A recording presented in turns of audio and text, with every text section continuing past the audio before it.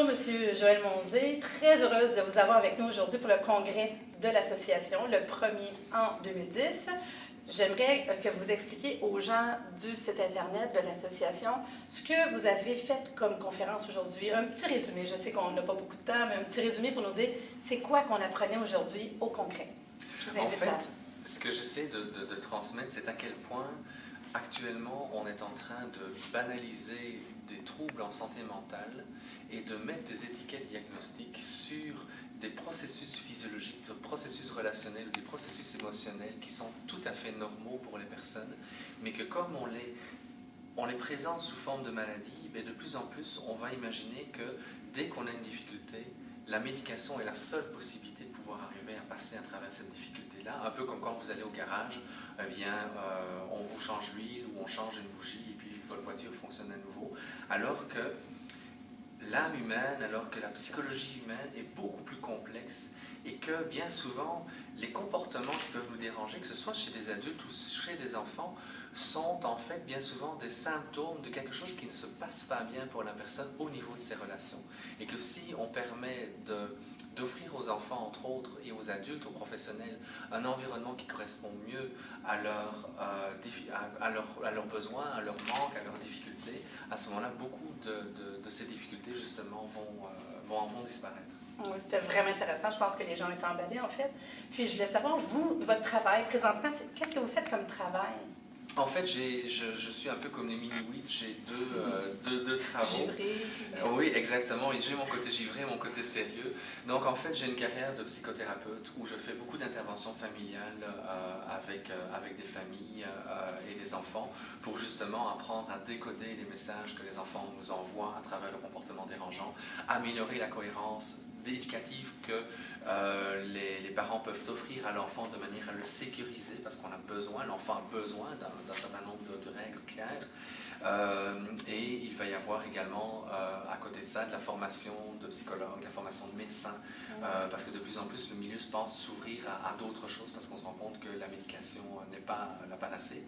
Et à côté de ça, il y a toute ma carrière universitaire où je suis chercheur en pédiatrie et je travaille sur le développement des enfants, entre autres en utilisant des techniques psychomotrices et sur les problématiques de l'utilisation des médicaments dans un moment où on a tendance à quitter de plus en plus facilement la zone de thérapie pour rentrer dans une zone qui se rapproche du dopage sportif. C'est vraiment intéressant parce que ça vient chercher tout ce que notre rêve, notre passion d'être tous les gens ensemble de la santé. Oui. Dans les questions que j'ai à vous poser aussi, c'est aujourd'hui, vous allez au Salon du Livre. Oui. Tantôt, c'est vers là que vous allez. Puis je voulais savoir, les livres que vous avez à offrir aujourd'hui, votre sujet d'abord, c'est lequel? En fait, il y a deux livres qui sont les deux premiers livres que nous avons publiés. Il y a un premier livre qui est sorti en mai 2009 qui, en fait, regroupe des textes de plusieurs scientifiques qui se sont posé des questions. On connaît plein de choses sur le cerveau, mais est-ce que ça explique ce qui se passe dans le cabinet d'un médecin, dans le cabinet d'un psychologue, d'un thérapeute, d'un coach, dans l'intervention? Qu'est-ce qui se passe dans le cerveau de la personne? Donc, quand elle rentre en relation, quand elle apprend à mieux gérer en fait ses relations. Donc ça, c'était le premier livre d'une série qui s'appelle Médicaments et Performance. Le deuxième est presque sous presse, il devrait sortir l'été prochain.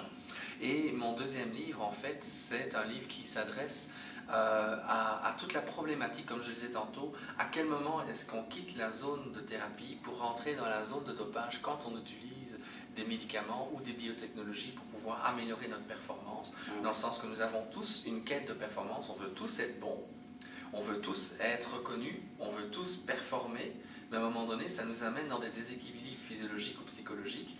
Et si on ne fait pas attention à ça, le recours aux médicaments devient assez facile. Alors, ce livre explique un petit peu comment, par exemple, c'est si facile de faire des diagnostics en santé mentale, entre autres chez les enfants, ou comment des médecins sont pris entre la nécessité de ne pas donner la médication parce qu'ils ne croient pas que c'est une bonne chose, mais de notre côté, la demande ou le déséquilibre physiologique ou psychologique est trop important dans le domaine du sport, dans le domaine de l'école ou dans le domaine des professionnels. Et en même temps, de regarder qu'est-ce qu'on pourrait faire, comment est-ce qu'on pourrait modifier notre manière de percevoir et de gérer notre économie ou de gérer notre cadre professionnel pour qu'il y ait de moins en moins de gens qui aient besoin de médicaments pour performer.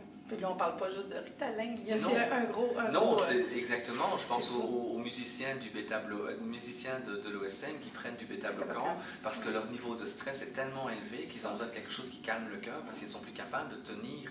Puis heureusement qu'on a des bêta-bloquants parce que sans quoi ils pourraient faire une crise cardiaque.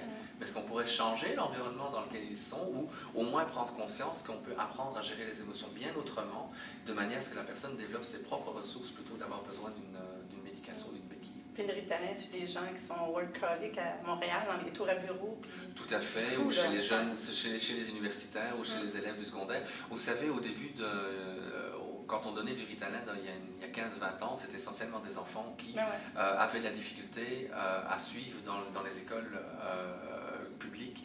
Maintenant, on se rend compte de plus en plus qu'il y a énormément d'enfants qui sont dans des écoles privées, qui ont passé toute une série d'examens pour rentrer dans ces écoles privées. Donc là, ils ont un cerveau, une capacité de fonctionner, de performer, mais malgré tout, ils ne performent pas comme la moyenne. Ils bougent un peu plus, ils sentent un peu plus mal dans leur peau, et automatiquement, le Ritalin est proposé comme étant une alternative pour leur permettre de rester dans l'école sinon soient injectés. C'est ça, non, c'est fou. On en parlerait des heures. La dernière question que j'ai pour vous aujourd'hui, c'est l'association. Dans le fond, le but, c'est de rassembler tous les gens dans le domaine de la santé. C'est un peu notre passion, notre désir, qui est professionnel de la santé, soit avec tout ensemble. Est-ce que vous croyez à ça? Moi, je crois à ça, puis je dirais que c'est une excellente nouvelle que ce type d'organisation-là apparaisse, parce que normalement, les universités devraient représenter ce genre d'approche. Malheureusement, c'est le contraire. Bien souvent, les départements s'entretuent plutôt que de regarder comment est-ce qu'on peut faire de la collaboration. Donc, on a besoin que des personnes comme vous, ici à Trois-Rivières, ou moi, ce que je peux faire dans les Laurentides, on amène des professionnels de la santé à travailler ensemble, à collaborer ensemble, à développer du langage commun, à se référencer éventuellement les uns les autres, parce que moi, je ne suis pas capable de guérir tout le monde dans mon bureau. Je suis psychothérapeute, je ne suis pas naturopathe, ou comment dire, je ne suis pas homéopathe, ou je ne suis pas ostéopathe, pardon, et c'est bien utile de pouvoir référer éventuellement à d'autres personnes. Je vous remercie beaucoup, M. Monzé. Très heureuse de vous avoir avec nous aujourd'hui pour le congrès. Merci. Merci.